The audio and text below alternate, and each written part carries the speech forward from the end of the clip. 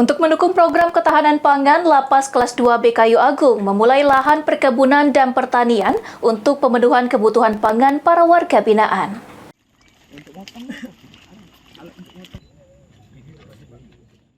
Untuk pemenuhan kebutuhan pangan para warga binaan dan mendukung program ketahanan pangan, Lapas Kelas 2 BKU Agung memulai lahan perkebunan dan pertanian.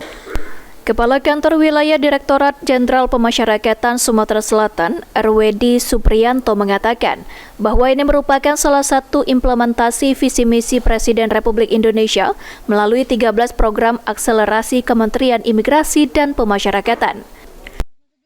Saya meninjau area program ketahanan pangan di Lapas Kayu Agung.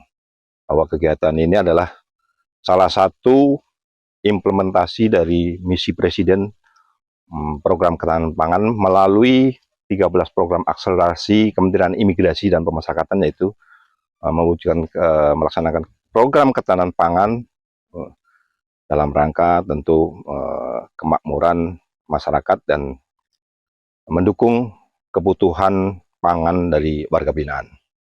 Selain terdapat sejumlah jenis tanaman sayur dan buah di lahan perkebunan Lapas Kelas 2 BKU Agung ini, juga terdapat kolam pemancingan dan pemeliharaan ikan, yang nantinya diharapkan juga diperuntukkan bagi kebutuhan pangan warga binaan.